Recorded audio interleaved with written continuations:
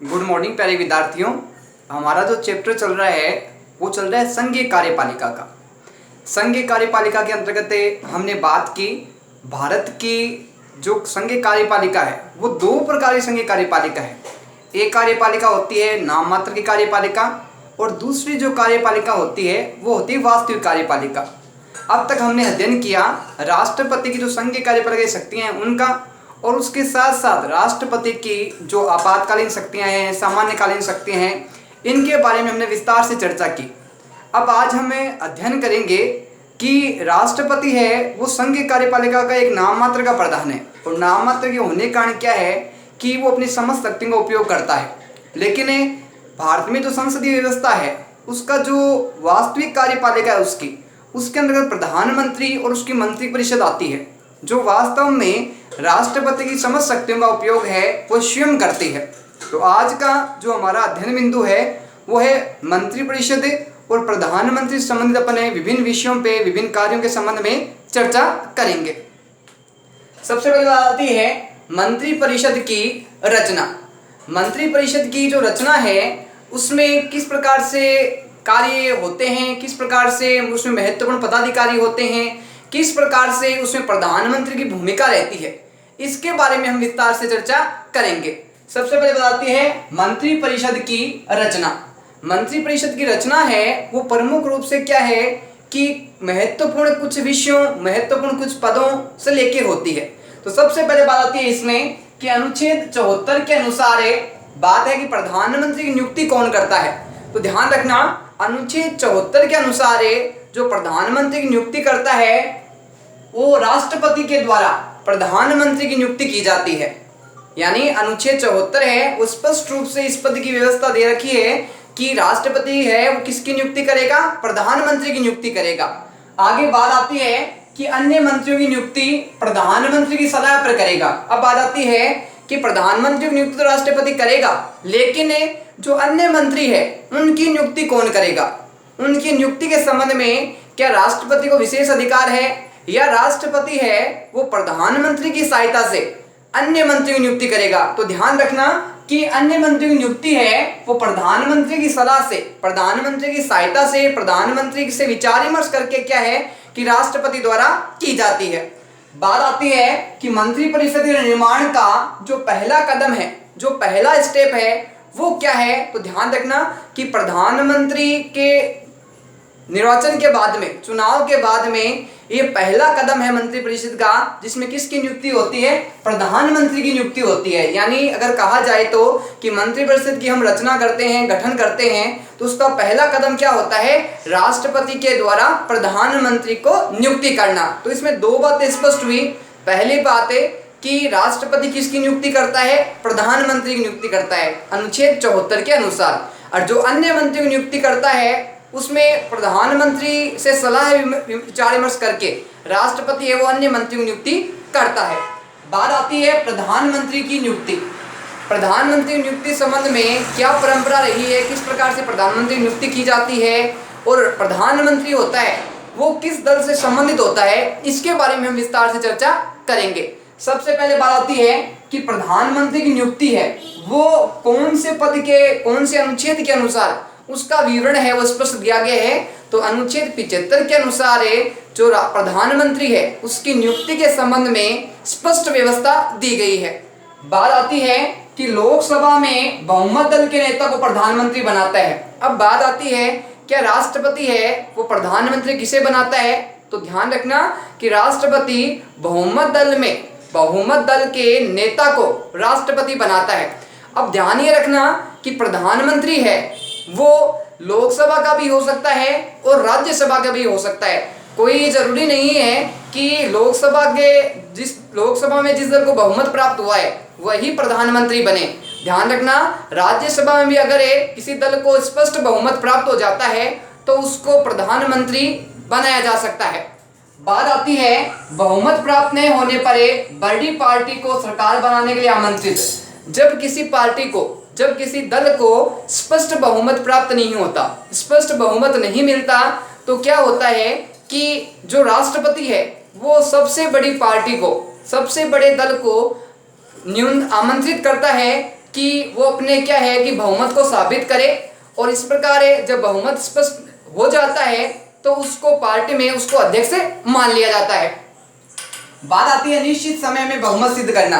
अब जो राष्ट्रपति है वो निश्चित समय में राष्ट्रपति के द्वारा प्रधानमंत्री को यह बात कही जाती है कि निश्चित समय के अंतर्गत आप अपना बहुमत सिद्ध कीजिए, आप अपने बहुमत को स्पष्ट कीजिए, और बहुमत स्पष्ट हो जाने के बाद में क्या है कि उसका पद है वो बना रहता है। अगर वो बहुमत है, जिस दल को आमंत्रित किया राष्ट्रपति ने, और वो अपना बहुमत सही समय पे साबित नहीं कर पाता है, स्पष्ट नहीं कर पाता है, तो उसको प्रधानमंत्री के पद से क्या है हटा दिया जाता है, पद विमुक्त कर दिया जाता है।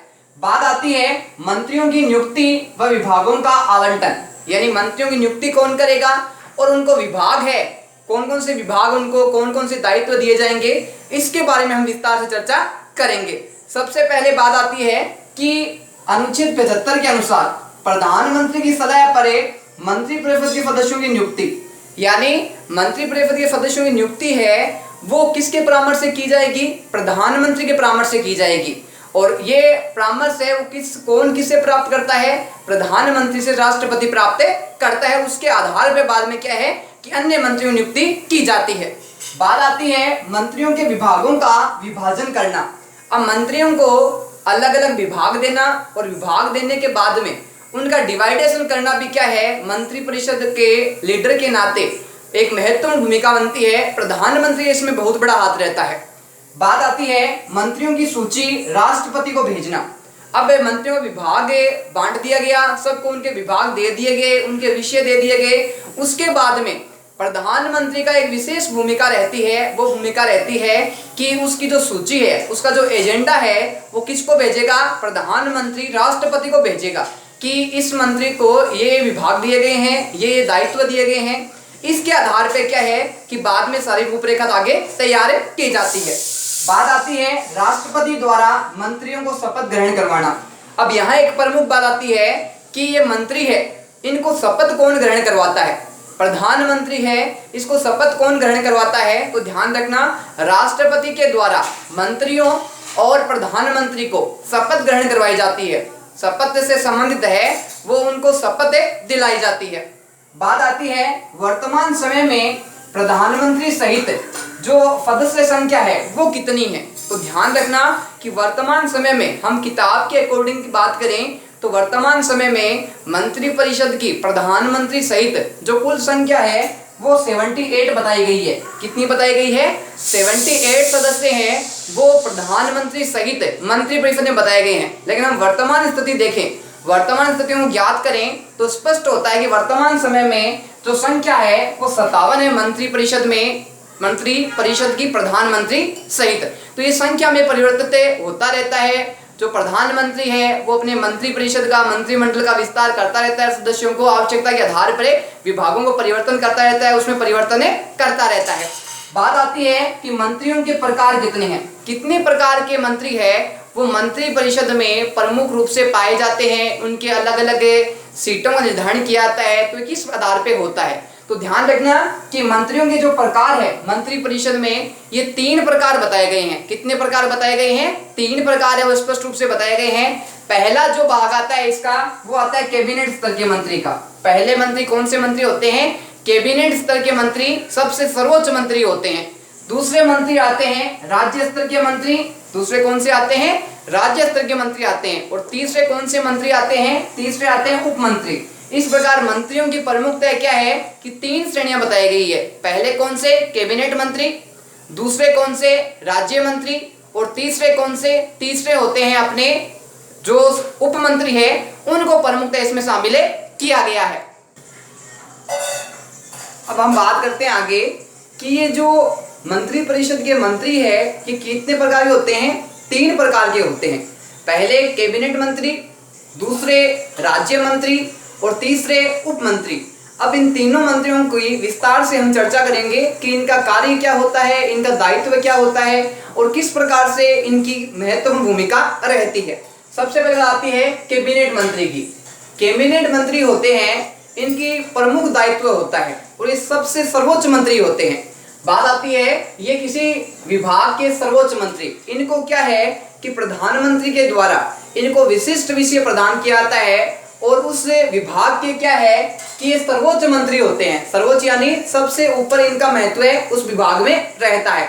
बात आती है स्वतंत्र रूप से विभाग के प्रभारी।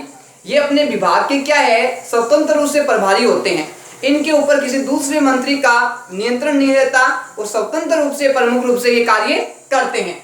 बात आती है संख्या में कम। कैबिनेट मंत्रियों की संख्या है वो अन्य मंत्रियों की तुलना में सबसे कम होती है और लेकिन इनके जो विभाग होते हैं इन विभागों की दृष्टि से इन मंत्रियों का क्या है कि सर्वोच्च महत्व होता है और ये अपने क्षेत्र में विशेष महत्व रखते हैं। बात आती है राज्य मंत्री की। राज्य मंत्री है वो कैबिनेट के राज्य मंत्रियों का जो स्थान है उससे कम नीचे वाले श्रेणी के होते हैं। यानी कैबिनेट मंत्रियों से इनकी जो श्रेणी है कुछ निम्न होती है कुछ सामान्य होती है और इनका कैबिनेट के बाद में जो स्थान आता है वो राज्य मंत्रियों को प्रमुखतः आता है। बात आती है कि कैबिनेट के बैठक में भाग नहीं लेते।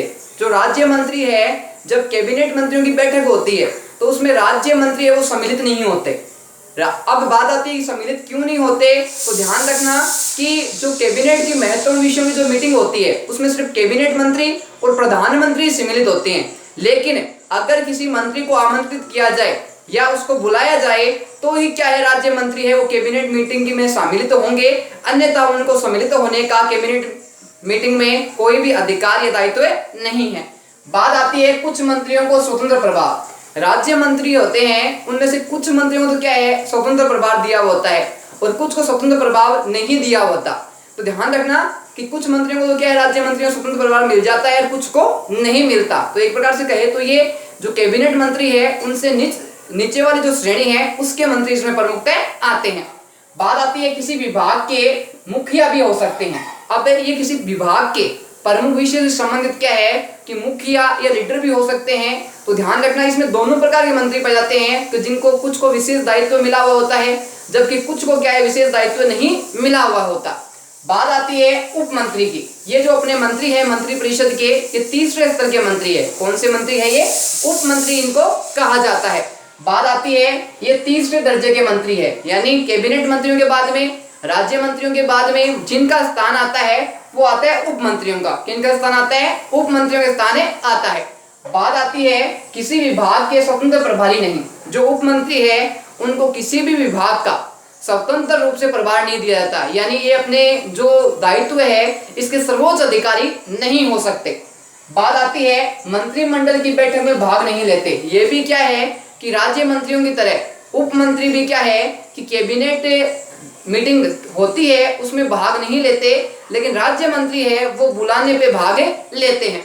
बात आती है कैबिनेट व राज्य मंत्रियों की सहायता करते हैं। अब बात आती है कि इनका दायित्व क्या है, इनका कार्य क्या है प्रमुख रूप से। तो ध्यान रखना जो कैबिनेट के मंत्री हैं और जो राज्य मंत्री हैं उनके कार्यों में सहयोग करना, उनके कार्यों में मदद करना, ये प्रमुख कार्य किनका होता है? उप मंत्रियों का होता है। तो इस प्रकार हमने बात की कि मंत्री परिषद में प्रमुख रूप से 3 प्रकार के मंत्री होते हैं। कौन कौन से? कैबिनेट मंत्री, राज्य मंत्री और उप मंत्री। और सर्वोच्च स्थान किसका होता है? कैबिनेट मंत्रियों का होता है जो विभिन्न विषयों पर विभिन्न दायित्वों पर महत्वपूर्ण फैसले लेते हैं और उन फैसलों को लागू करने का प्रयास भी करते हैं। बात आती है संसदीय सचिव की। संसदीय सचिव की नियुक्ति की परंपरा। पहले ये व्यवस्था नहीं थी लेकिन बाद में इस परंपरा को क्या है कि अपना लिया गया और संसदीय सचिव की नियुक्ति है वो क्रिया प्रारंभ की जाने लगी और संसदीय सचिव की नियुक्ति है वो होने लग गई। बात आती है संवैधानिक रूप से शक्ति प्राप्त नहीं। इन संसदीय सचिव को संवैधानिक दृष्टि से संविधान की दृष्टि से क्या है शक्तियां प्राप्त नहीं होती। इनको क्या है कि प्रधानमंत्री के द्वारा कुछ विशेष शक्तियां हैं, कुछ विशेष दायित्व हैं वो प्रमुख रूप से प्रदान किए जाते हैं, दिए जाते हैं। बात आती है प्रशासनिक दायित्व नहीं। इनको क्या है कि अगर कहा जाए तो स्वतंत्र रूप से कोई प्रभार नहीं दिया होता, कोई दायित्व नहीं दिया होता, इस कारण इनके पास कोई प्रशासनिक दायित्व इनके पास किसी प्रकार का नहीं होता।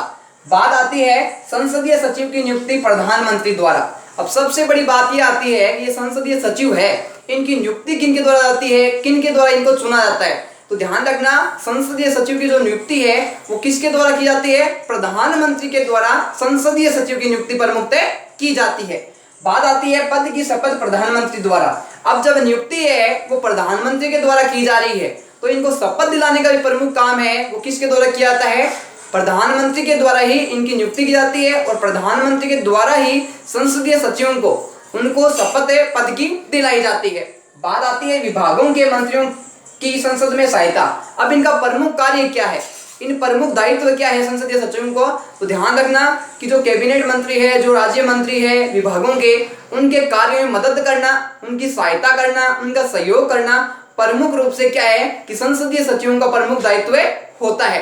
तो इस प्रकार हमने आज बात की कि जो अपनी मंत्री है वो 3 प्रकार के मंत्री हैं, कैबिनेट, राज्य और उपमंत्री। और इसके साथ में क्या है कि वर्तमान समय में संसदीय सचिव का पद भी देखने को मिलता है, जो प्रमुख रूप से जो उच्च मंत्री है, सर्वोच्च मंत्री है, उनकी संसद में सहायता करते हैं, संसद में उनकी मददें करते हैं।